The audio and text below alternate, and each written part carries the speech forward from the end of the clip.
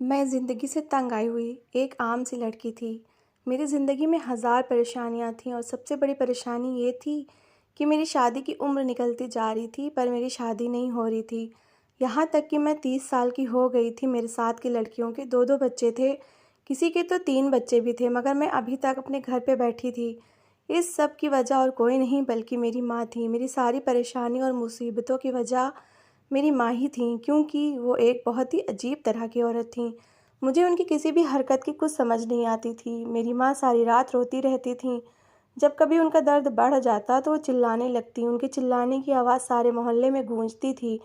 पर डॉक्टर्स कहते थे कि इनको कोई बीमारी नहीं है, ना कहीं ज़ख्म है, ना दर्द है। कितना अजीब लगता है कि आप किसी ऐसे इंसान से रोज़ उसके दर्द की वजह पूछें और वो फिर भी आपको उसकी वजह ना बताए। हम अपनी ही माँ से तंग आने लगे थे। मोहल्ले वाले भी कहते थे कि इस औरत को इस मोहल्ले से निकालो। आधी-आधी रात को वो हमारा दरवाज़ा बजाने लगते कि इनका शोर बंद करवाओ, इनके शोर से हमें नींद नहीं आती है। मैं रात भर जाग कर दिमागी मरीज़ बनती जा रही थी। एक दिन मैंने अपनी माँ से पूछा कि उनके दुःख की आखिर वजह क्या है। मैंने उनके सामने हाथ जोड़े, अपनी जान के वास्ते दिए, तब कहीं जाकर उन्होंने अपनी ज़ुबान पर लगा ताला खोला। कहने लगी कि आज मैं तुम्हें एक कहानी सुनाती हूँ, पर वो कहानी सुनने के बाद तुम अपनी माँ से नफ़रत नहीं करना। फिर उन्होंने मुझे अपनी कहानी सुनाई, जिसको सुनकर मेरे कदमों तले से ज़मीन निकल गई। मेरी उम्र 30 साल है, मेरा नाम रीमा है। हम रेलवे स्टेशन के पास रहते थे। हम 2 बहनें और 1 भाई थे। मेरी माँ एक अजीब तरह की औरत थीं। अजीब इसलिए कि वो हर बात में बहुत वहम करती थीं। दिन-रात डरती थीं, किसी के घर नहीं जाती थीं और जाती भी तो वहाँ कुछ खाती नहीं थीं। हमें भी मना करती कि किसी से कुछ लेकर नहीं खाना, कहीं नहीं जाना। हमारा सारा बचपन ऐसे ही गुज़रा, पर जितना मेरी माँ ने वहम किया, उतनी ही हम पर मुसीबतें टूटी थीं। मैं 30 साल की होने वाली थी और मेरी माँ ने अब तक मेरी शादी नहीं की थी। मेरी एक बड़ी बहन मीरा भी थी, जो एक दिन मोहल्ले के किसी लड़के के साथ भाग गई थी। फिर हमने उसको कभी नहीं देखा। उसके भागने की वजह ये थी कि वो उस लड़के को पसंद करती थी और उसने हमें बताया कि वो लड़का उसके लिए इज़्ज़त से रिश्ता भेजना चाहता है। लेकिन माँ ने साफ इनकार कर दिया, कहा कि वो उसकी शादी करना ही नहीं चाहती, चाहे लड़के वाले उसको सोने में तोल कर ले जाएं, तब भी नहीं। मेरी बड़ी बहन ने माँ को समझाने की बहुत कोशिश की। दिन रात वो उनकी मिन्नतें करती थी, पर माँ नहीं मानी और एक दिन वो उसी लड़के के साथ भाग गई। उसके जाने के बाद मेरी माँ बिस्तर से लग गई। उस बेचारी का भी कोई कसूर नहीं था। वो औरत को इसी तरह से बनाया गया है कि उसे अपना घर चाहिए होता है, अपना पति, अपने बच्चे, अपना ठिकाना चाहिए होता है। वो अपना घोंसला बनाना चाहती है। मेरी बहन को भी यही लगता था। मेरी बहन की भी यही गलती थी, पर माँ ने तो साफ मना कर दिया और कोई वजह भी नहीं बताई।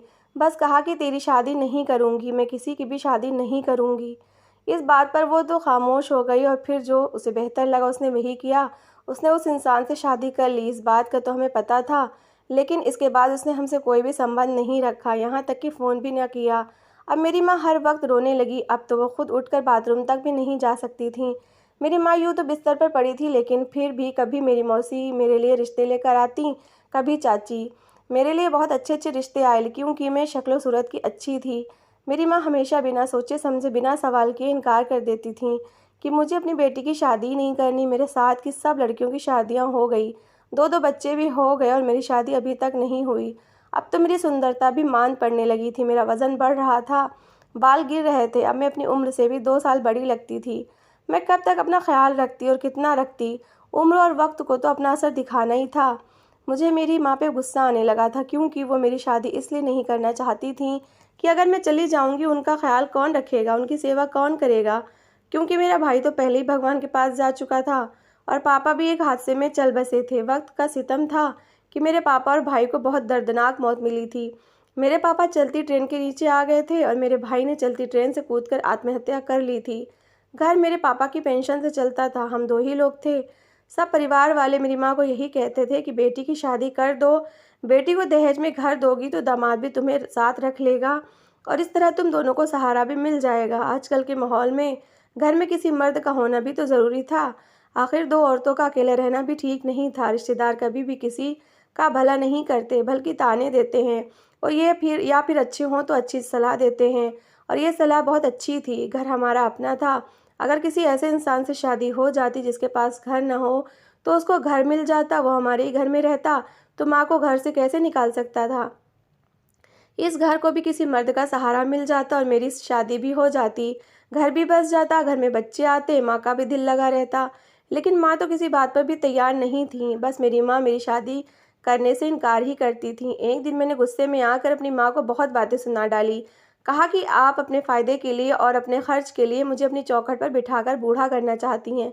मैं अपनी माँ के सामने हाथ जोड़े खड़ी हो गई, हमेशा की तरह सवाल करने लगी, आखिर उनके इस बर्ताव की वजह क्या है? आज भी मुझे उनसे जवाब चाहिए था, पर नहीं मिला। मैं बहुत तंग आ गई थी, रोने लगी। आखिर मेरी माँ ने अपनी ज़ुबान खोली और मुझे एक कहानी सुनाने लगी। रात के 12 बजे का समय था, गली सुनसान और हर तरफ खामोशी थी, जब अचानक हमारे घर के दरवाजे से तुम्हारी बुआ सुलोचना अंदर आई। उसको उसके पति ने तलाक दे दी थी, क्योंकि शादी के 3 साल बाद भी वो माँ नहीं बन सकी थी। मैं भी हैरान थी कि ये इस वक्त कहाँ से आ टपकी। तेरी दादी ने भी उससे यही सवाल किया और उसका कहना था कि माँ मैं ठीक हूँ, चिंता की कोई बात नहीं है। आपकी बहुत याद आ रही थी तो रमेश से कहा माँ के पास ले जाओ, वही छोड़ कर गए हैं। जल्दी में थे इसलिए अंदर नहीं आए, सुबह ले जाएंगे, सुलोचना ने बताया था। अगले दिन सुलोचना को मैंने सुबह सुबह कहीं जाते हुए देखा। वो मुझे देखकर रुकी और कहने लगी कि मेरी माँ की चारपाई तुमने इस ठंडक में बाहर डाल रखी है, और तुम लोग तो अच्छा खाना खाते हो और मेरी माँ को बासी खाना देते हो। भाई को भी तुमने अपने पल्लू से बांध लिया है। आज मेरी हालत ऐसी है कि मैं तुम्हें कोई बद्दुआ नहीं देना चाहती, वरना तुम्हें मेरी आह लग जाएगी, क्योंकि वो तो दिल से खुद ही निकल जाती है। मैं अच्छी बहू नहीं थी, मेरी सास भी मेरे साथ अच्छी नहीं थी। उन्होंने मुझे बहुत तंग किया। जब वो इतनी बूढ़ी नहीं थी तो उन्होंने मुझे ताने दे देकर मेरी ज़िंदगी को नर्क बनाए रखा, और जब उनका बेटा मेरे काबू में आ गया और मैंने अपने कदम जमा लिए, तो फिर मैंने भी उनसे बदला लेने में कोई कसर नहीं छोड़ी। मैंने उनको माफ़ नहीं किया, मैंने उनसे अपना बदला खुद लेने का इरादा कर लिया और यही सोचने लगी कि ये मौका मुझे भगवान ने दिया है। मेरी सास अब बूढ़ी हो गई हैं और उनका बेटा भी पूरी तरह से मेरे इशारों पर नाचने लगा है, तो क्यों ना मैं उनसे अपने साथ किए गए जुल्म का बदला लूं। वो भी मुझे खाना नहीं देती थीं। सब लोग खाना खा लेते थे और मेरे लिए सिर्फ बर्तन में लगा थोड़ा सा खाना ही रह जाता था। रोटी भी मैं बासी ही खाती थी। अपने बेटे के हाथों उन्होंने मुझे मार भी पड़वाई, पिटवाया भी, तो फिर अब उनके साथ इतना तो होना ही चाहिए था। उस वक्त मुझे यही ठीक लगता था। सुलोचना ठीक थी, मेरी शादी के बाद ही उसकी शादी हुई थी। उसने मेरे साथ कभी कोई उल्टी सीधी बात नहीं की थी। वो ना अच्छी ना बुरी थी, बस अपने काम से काम रखती थी, और मेरी शादी के कुछ महीने बाद ही उसकी शादी हो गई थी। सुलोचना ने अपनी कहानी सुनाई और वहाँ से चली गई। मैंने उसकी बातों पर ध्यान नहीं दिया। दोपहर का समय था जब 2 पुलिस वाले और मोहल्ले के 4 लोग एक लाश को उठाकर लाए। हमारे घर में आए, चारपाई तेरी दादी के सामने रखी और लाश के मुंह पे से कपड़ा हटाया। कहने लगे, रेल की पटरी पे आज सुबह मिली है ये लाश। मोहल्ले वाले कह रहे हैं ये तुम्हारी बेटी की है। लाश की पहचान कर दो ताकि हमारा काम खत्म हो, पुलिस वाले ने अजीब से अंदाज में कहा था। हम सब ये दृश्य देखकर हैरान रह गए थे। वो सुलोचना की लाश थी। क्या ये तेरी बेटी है? हाँ, ये मेरी ही बेटी है। तेरी दादी चिल्लाई और बेहोश हो गई। रीमा, तेरी बुआ, मासूम और जालिम भाभी मैं थी। मैं हैरान रह गई और पूछने लगी कि इन सब में मेरी माँ का क्या कसूर था। कसूर मेरा ही था मेरी बच्ची, क्योंकि जब मैं शादी करके इस घर में आई तो मैं जानती थी ये घर मेरी नंद के बाद मेरे पति का ही है। यानी ये सब कुछ दरअसल मेरा था। मेरे ससुर तो इस दुनिया में पहले ही नहीं थे। सास बहुत ही जालिम थी। मैंने बहुत जल्द उनके बेटे को उनके खिलाफ कर दिया और उनको उसकी औकात पर ले आई। लेकिन तेरी बुआ वो एक समझदार औरत थी, एक वही थी जो मुझे रोक सकती थी और जो मुझे कह सकती थी कि तुम ऐसा नहीं कर सकती। मुझे सिर्फ उसी से खतरा था, लेकिन वक्त की करनी ऐसी हुई कि जल्द ही उसकी शादी हो गई। इन 2-3 सालों में मेरी और कोई औलाद नहीं हुई थी। मेरी सास ही मेरे ही रहमो करम पर थी। फिर भी वो मुझे दिन रात बांझ होने के ताने देती थी और कहती थी कि तुमने मेरा दिल दुखाया है, इसलिए अब तुझे औलाद नहीं होगी। उनकी बातें तीर बनकर मेरे दिल पर गुजरती रहती थीं। मैं दिल ही दिल में जलती रहती थी। सोचती थी कि आखिर क्यों मेरी औलाद नहीं हो रही थी। वक्त गुजरने लगा और मैंने उनकी बातों का बदला लेने के लिए एक प्लान बना लिया। मैं जब भी सुलोचना के घर जाती तो मैं उसके घर की शक्कर में एक ऐसी दवा मिला देती जिसकी वजह से वो धीरे धीरे बांझ होती जा रही थी। अगर मेरी औलाद नहीं हो रही थी तो औलाद सुलोचना के यहाँ भी नहीं हो रही थी, और मैं इस बात से खुश थी कि उसकी माँ मुझे क्या बातें सुनाएंगी, उनकी तो अपनी बेटी के साथ भी यही हो रहा है। मेरी सास को इस बात पर पूरा यकीन था कि जो आप किसी के साथ करते हैं वही आपके साथ होता है। वो मुझसे कहती थी कि तूने मेरा दिल दुखाया है, इसलिए तेरे यहाँ औलाद नहीं हो रही है। उन्हें ये ताने देने का बड़ा शौक था, तो मैं भी उन्हें दिखाना चाहती थी कि अगर मेरे यहाँ औलाद नहीं हो रही तो तुम्हारी बेटी के यहाँ भी औलाद नहीं होगी। और जब ऐसा होगा तो उन्हें एहसास हो जाएगा कि उन्होंने मेरे साथ गलत किया है। मेरी और सुलोचना की शादी को 3 साल हो गए थे और हम दोनों के यहाँ औलाद नहीं हुई थी। जो दवाइयाँ मैंने सुलोचना को चोरी छुपे खिलाई, उनकी वजह से सुलोचना बांझ हो गई थी। 3 साल बाद उसके पति ने दूसरी शादी कर ली और उसे उसे घर से निकाल दिया, और तब तक मुझे औलाद की उम्मीद मिल चुकी थी, इसलिए मेरे कदम इस घर में बहुत मजबूत हो गए थे। सुलोचना ये सदमा बर्दाश्त ना कर सकी और उसने आत्महत्या कर ली। इस हादसे के बाद मेरी सास भी ज़्यादा वक्त तक जिंदा नहीं रही। उन्होंने सुलोचना के दुख को दिल से लगा लिया और 1 साल बाद इस दुनिया से चली गईं। अब घर भी मेरा था और इस घर में आने वाला एक एक पैसा भी। मैं बहुत खुश थी कि मुझे औलाद भी मिल गई और घर भी। और इस दुनिया में यही होता है, इंसान जो दूसरे के साथ करता है वही उसके साथ भी होता है। तुम लोग बड़े होने लगे और वक्त ने मुझसे बदला लेने की ठान ली थी। मैं जानती भी नहीं थी कि मेरे साथ क्या होने वाला था। मैं भूल गई थी कि हमारे कुछ पापों की सज़ा हमें इस दुनिया में मिलती है और हम उनकी सज़ा यहीं पर भुगत कर जाएंगे। हम लोगों के साथ बुरा करते हैं तो वो हमें खुद भी वापस मिल जाता है।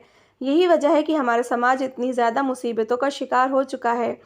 रीति रिवाज को गले लगाकर बैठे हैं और दीन धर्म से दूर हो गए हैं। मेरी सज़ा भी शुरू हो चुकी थी और मुझे पता ही नहीं था।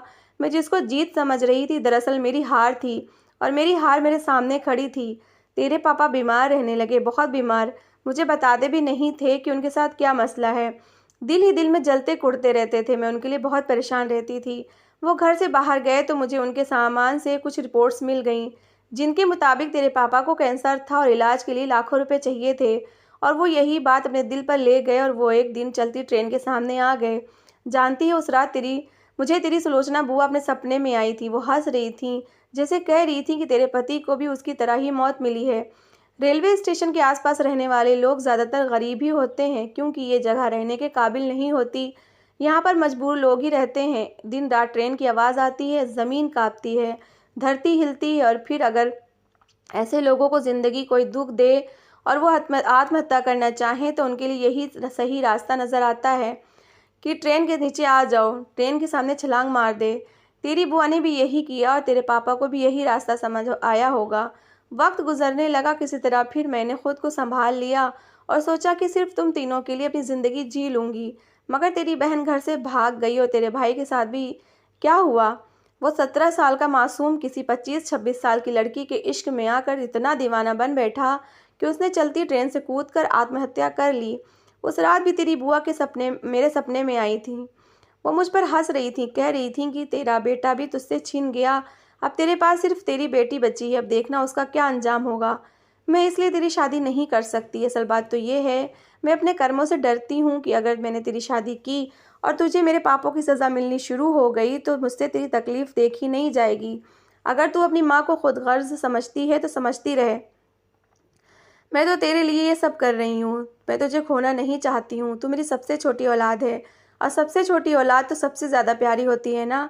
आखिरी औलाद ना चाहते हुए भी बहुत प्यारी होती है, क्योंकि पता होता है कि इसके बाद और कोई नन्हा मुन्ना नहीं मिलने वाला और यही हमारी आखिरी औलाद है। इसलिए ना चाहते हुए भी इंसान उसे सबसे ज़्यादा मोहब्बत करता है। मैं रोती हूँ, भगवान से प्रार्थनाएं करती हूँ। जब तक तू मेरे सामने है तब तक मुझे ये तसल्ली तो है कि तू ठीक है। मैंने अपनी माँ से माफ़ी मांगी और कहा कि जैसे वो कहेंगी वैसा ही होगा। मेरी माँ सारी रात रोती रहती थी। जब कभी उनका दर्द बढ़ जाता तो वो चिल्लाने लगती और डॉक्टर्स कहते कि उनको कोई बीमारी नहीं है। आज माँ ने मुझे अपनी कहानी तो सुना डाली थी और अब मैं ये सोचकर हैरान थी कि मेरी माँ ने एक वहम की वजह से मुझे अब तक अपनी चौखट पर बिठाए रखा था। जब कोई मरता है तो उसके पीछे क्या किसी का हाथ होता है? मरना तो सबको है। पापा और भाई की मौत लिखी थी, वो मर गए, लेकिन मेरी माँ वहम में आकर मेरी ज़िंदगी बर्बाद कर रही थी। अब मैंने फ़ैसला कर लिया था कि मैं अपनी ज़िंदगी अपने तरीके से जीऊँगी। मैंने अपने तौर तरीके बदले, अपने पहनने ओढ़ने का ढंग बदला, खुद का ख्याल रखना शुरू किया। मेरी शक्ल इतनी अच्छी तो थी कि अब भी मैं किसी न किसी को पसंद आ सकती थी, और ऐसा बहुत जल्द हो गया। सामने वाले घर में रहने वाली औरत ने मेरा रिश्ता करवा दिया। रोनित नाम था उसका। हमारी फ़ोन पर बात होने लगी और हम एक दूसरे से मिलने भी लगे। मेरी माँ तो चारपाई पर पड़ी रहती थी, उनको क्या पता कि हम क्या कर रहे हैं। मुझे जब रोनित को अपने घर बुलाना होता तो मैं अपनी माँ के खाने में नींद की दवा मिला देती थी और वो बेसुध होकर सो जाती थी। एक दिन रोनित ने कहा कि हमें यहाँ से कहीं दूर चले जाना चाहिए, लेकिन मैंने जब उसे कहा कि मेरी माँ का क्या करेंगे तो उसने कहा कि तुम्हारी माँ वैसे ही बहुत तकलीफ़ में है, अब उनका मर जाना ही ठीक है। हम यहाँ से चले जाएंगे, मोहल्ले वाले खुद ही उनका क्रियाक्रम कर देंगे और ये घर भी हमारा हो जाएगा, फिर हम वापस आ जाएंगे। मैंने अपनी माँ के वहम के पीछे अपनी ज़िंदगी के कई सुनहरे साल बर्बाद किए थे। अब मैं ऐसा और नहीं कर सकती थी। मैं खुद गर्ज हो गई थी और वो ठीक कह रहा था। मेरी माँ को सुकून ही तो चाहिए था और उनका सुकून मौत ही में था। रोनित का कहना था कि हम कुछ दिन के लिए उसके एक दोस्त के घर चले जाएंगे, इसलिए हम रातों रात वहाँ से निकले और रेलवे स्टेशन पहुँचे। हम ट्रेन में सवार हुए और अपनी मंजिल की तरफ जा रहे थे। ट्रेन स्टेशन पर रुकी थी। रोनित ने मुझसे कहा कि वो खाने पीने का कुछ सामान लेकर आता है, मैं कुछ देर वहीं पर बैठूं। मैं वहीं बेंच पर बैठ गई, लेकिन रोनित अभी तक वापस नहीं आया था। एक औरत वहां आई और बेंच के दूसरे किनारे पर बैठ गई। उसके साथ 2 आदमी भी थे। वो मुझे अजीब नज़रों से देखने लगी और बोली, देखने में तो तुम बुरी नहीं लगती, अभी ठीक ठाक हो, 10 साल निकाल ही लोगी। मुझे उसकी बात समझ नहीं आई थी। ट्रेन चलने लगी तो मैं ट्रेन से बाहर की तरफ भागने लगी, लेकिन उस औरत ने मेरा हाथ पकड़ लिया और कहने लगी कि अब वो मंजिल तुम्हारी मंजिल नहीं, तुम्हारी मंजिल कुछ और है। और मुझे एक इलाके में ले गई और मैं समझ गई कि वो कौन सा इलाका था। रोनित ने मुझे उस औरत के हाथों बेच दिया था और वो मुझे बेचकर वहाँ से चला गया था। मैं उस औरत के साथ ही रहने लगी और वो मुझसे गलत काम करवाने लगी। वो मुझे अपने साथ लिए ट्रेन में सवार होती है, चलती ट्रेन में ही मेरे सौदे करती, फिर मुझे किसी के साथ भेज देती है और फिर वो इंसान मुझे वापस छोड़ जाता है। यही मेरी ज़िंदगी बनकर रह गई है। मेरी माँ को तो मेरी बुआ की आह लगी थी और मैंने तो अपनी माँ की भी आहें ले ली। और जिस इंसान को दो दो लोगों की आहें लगी हों, तो उसके साथ अच्छा कैसे हो सकता है। अब यही मेरी ज़िंदगी है और वो ट्रेन मेरे लिए मेरी चिता जैसी है, जिस पर मैं हर रात कई बार जलती हूँ। मेरा अंजाम बहुत बुरा हुआ है। मेरी माँ ठीक कहती थी, जब तक मैं उसके साथ थी सुरक्षित तो थी। मुसीबतें मेरे सर पर मंडला रही थीं, मगर मैंने खुद उन्हें दावत दी थी। मेरी ज़िंदगी मेरे लिए नर्क कर रह गई है। मैं नहीं जानती कि सज़ा मुझे मेरी माँ के कर्मों की वजह से मिली है या फिर मेरी अपनी गलती की वजह से, और अब मेरी ज़िंदगी खुद ही एक सज़ा है। मेरा भी दिल करता है कि किसी दिन चलती ट्रेन से कूद कर अपनी सज़ा को ख़त्म कर लूँ, पर मेरे अंदर इतनी हिम्मत नहीं। तो दोस्तों, आपकी क्या राय इस कहानी को लेकर? रीमा को जो सज़ा मिली, क्या वो सही है?